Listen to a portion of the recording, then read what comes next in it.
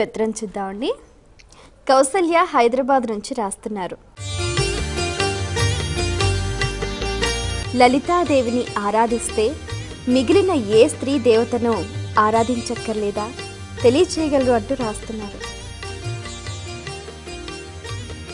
నిజంగా మనం లలితా సహస్రనామాలని శ్రద్ధతో బుద్ధితో ఆలోచించి చదివేటట్లయితే లలితని ధ్యానిస్తే ఇంకా ఏ దేవతని దేవుణ్ణి కూడా ఆరాధించాల్సిన అవసరం లేదని స్పష్టంగా కనిపిస్తుంది లలితా నామాల్లోనే. మేము బ్రహ్మకి సంబంధించినటువంటి ఆరాధకులం, అంచేత మాకు బ్రహ్మ పదార్థం మాత్రమే. సృష్టికర్త్రి బ్రహ్మరూపా, నేను బ్రహ్మ రూపాన్ని కలిగినటువంటి దాన్ని అమ్మాయి తెలియజేస్తుంది. మేము వైష్ణవులం, విష్ణు భక్తులం, మేము ఇంకెవరిని ఆరాధించాం.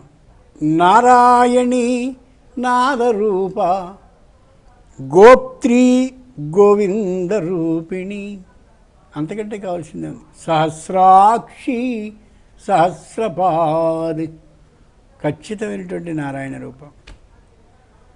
అలా కాదు, మేము శంకరుణ్ణి ఆరాధిస్తాం. అమ్మని ఎందుకు ఆరాధించాలి? శివ శక్తి ఐక్య రూపిణి లలితాంబిక, శివుడు శక్తి కలిసిన రూపం. మా పిల్లలకి చదువు రావాలండి, సరస్వతిని ఆరాధించకపోతే ఎలా కుదురుతుంది?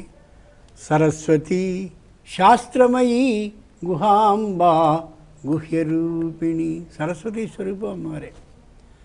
మాకు డబ్బు కావాలి, మహాలక్ష్మీ మృడప్రియ, అంతకంటే కావాల్సిందే ఉంది.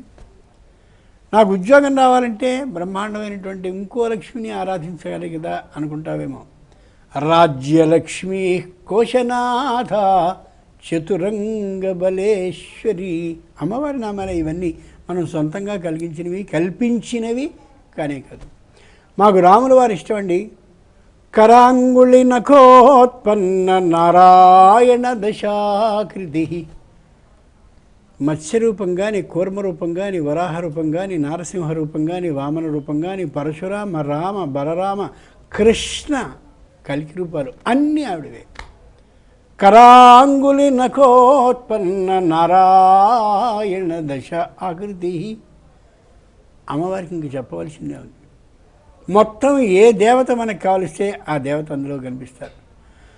మా కుటుంబానికి ఇలవేలుపు పార్వతీదేవి. పార్వతికి అలా నమస్కరించిందే ఏ పని మేము మొదలెట్టాం, అయిపోయిన తర్వాత కృతజ్ఞతాపూర్వకంగా పార్వతికి నమస్కరించకుండా ఉండవు అంటారు.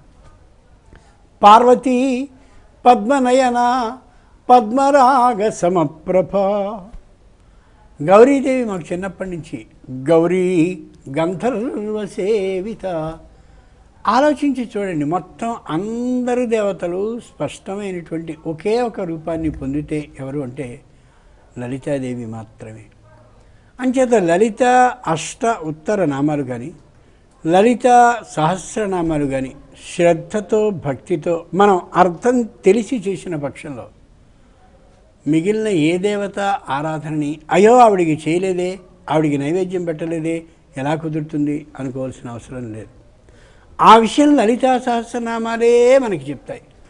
మరీ పొదుపుగా 108 నామాలు లలితవి చేసేసి అలా ముగించేయడం కాకుండా శ్రీమాత దగ్గర నుండి లలితాంబిక వరకు ఉండే 1000 నామాలని కానీ చదవగలిగినట్లయితే, చదివినట్లయితే విశేషంగా అందరు దేవతల్ని అన్ని శక్తులని మనకి ఇచ్చేటటువంటి వాళ్ళని ఆరాధించినటువంటి ఫలితం మనకి లభిస్తుంది. మనం ప్రేక్షకులకి ఈ సందర్భంలో మంచి మాట చెప్దాం. శ్రీమాత నుండి లలితాంబిక వరకు ఉండే 1000 నామాలని ఈ 10 రోజుల్లోనూ మొత్తం మీద రోజుకి 108 కాదు, మొత్తం మీద 108 మార్లు కానీ చేయగలిగితే అంటే 108,000 నామాలు అవుతాయి, 108,000 అవుతాయి.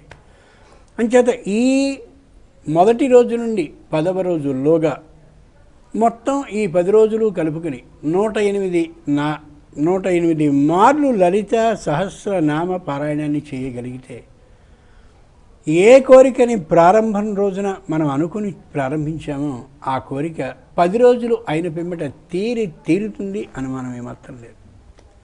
అమ్మ ప్రత్యేకంగా మనకి తెలియజేస్తుంది, ఇవి ఉత్సవాల రోజుల్లో మంచి అవకాశాన్ని ఇస్తున్నాను, నేను నా భర్తతో కలిసి చాలా సంతోషంగా ఉంటాను. ఈ సమయంలో నువ్వు నా కంట పడితే చాలు, కోరికను తీర్చడానికి సిద్ధంగా ఉన్నాను అని. అంచేత ఆ భర్తతో కలిసి ఉన్నటువంటి అమ్మ యొక్క రూపాన్ని ఈ ఉత్సవాల కాలంలో దర్శించగలిగిన అద్భుతమైనటువంటి విధానం ఏది అంటే లలిత సహస్రనామాలు. కాబట్టి 1000 నామాలని 10 రోజుల మీద మొత్తం మీద 108 మార్లు పూర్తి చేయగలిగితే ఈ కోరిక తీరలేదు అనేటటువంటి బెంగ, భయం, బాధ ఉండవు. అంతటి గొప్ప తల్లి ఆవిడ. ఈ తల్లిని ఆరాధిస్తే ఇంకెవ్వరిని ఆరాధించక్కర్లేదని ఆవిడే తెలియజేస్తుంది. మరి ఉత్తరం